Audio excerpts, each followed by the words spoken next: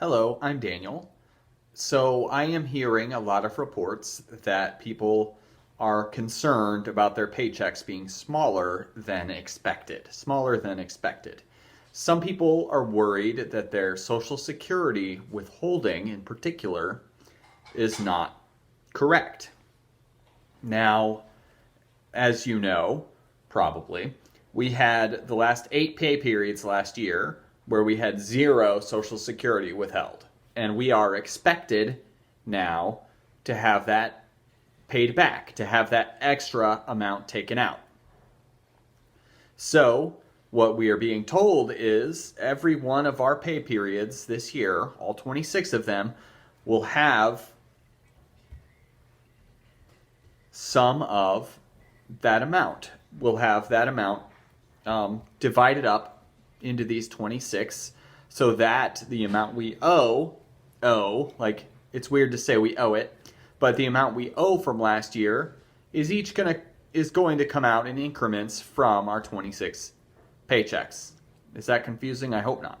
So, if you're concerned that your Social Security withholding is wrong, I'm going to teach you how to calculate what it should be to get you in the ballpark of where it should be. That said, though, I did mine, and I'm going to go over mine with you, but I also did work overtime, which messes it up a little. So this is where we're at. I want you to look at your pay stub if you're concerned about this. If you're not concerned about this, don't do it. If you're concerned about this, look at your Social Security withholding line on your pay stub. That's the only line we're using for this.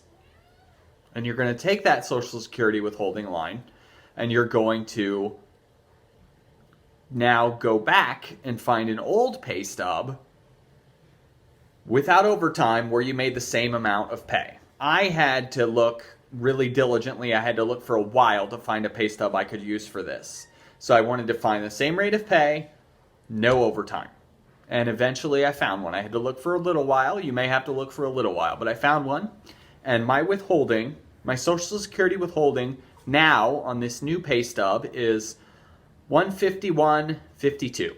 And my withholding that I found on an old one without overtime, and I didn't have overtime on this pay period, and on an old one without overtime was $105.96. So that is around a $45 difference.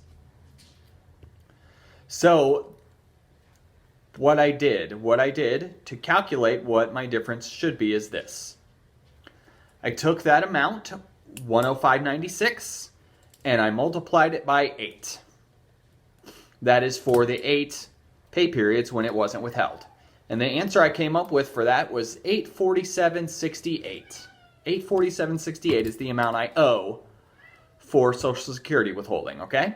And I took that amount, $847.68, and I divided it by 26. Yes, this is a math lesson. I divided it by 26 to see what I came up with. And the answer I got was $32.60. So, $32.60 is the amount per pay period by this calculation that I should be having added to my Social Security withholding. So I have to take that $32.60 and add it to $105.96. And when I add that together, the amount I come up with is $138. So it's approximately $13 lower than what I had withheld this pay period. $13 difference. Now, the thing is, at first I'm like, oh, this is wrong. It's $13 wrong. I'm paying an extra $13 per pay period. But the thing is, in every one of those 8 pay periods, I worked overtime. So we have to allow a $20 margin of error. $20 margin of error. So mine is $13 higher, which we're going to call good because of that overtime.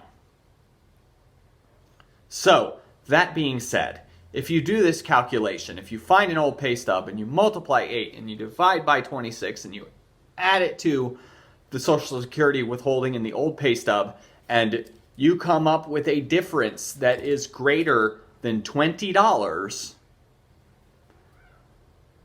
I want to be alerted. We are being told, some people are telling us, hey, they're taking double. We thought they weren't going to take double.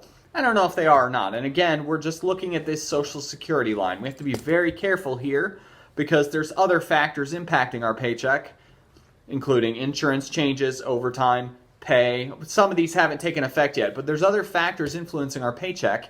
So we want to be sure we're just looking at this one specific line to calculate the difference. So if you did this calculation and your difference is over $20, I want you to send an email to me, to Daniel at nteuchapter66.org, and in the subject line put SS withholding, and then put in the difference. So if I was sending it to myself, which I'm not because it's under $20, but if I was, I would send in and say, hey, $13 difference. So that is the action to do. We're taking a list of names and we're going to communicate with HR to see what we can do. My sense is that most people are within the $20 like me, and so there's not going to be a lot of people to be concerned about. That's my sense, but we'll see. We just have to be diligent and willing to do this math work to find out. So that's it. I think that we're going to put out more information to help calculate this, but that is how to do it. You take your old number times 8, divide by 26, add to your old number. And that is how we arrive at where we're supposed to be. So I hope that wasn't too confusing, but that is where we are. And good luck and have a good day.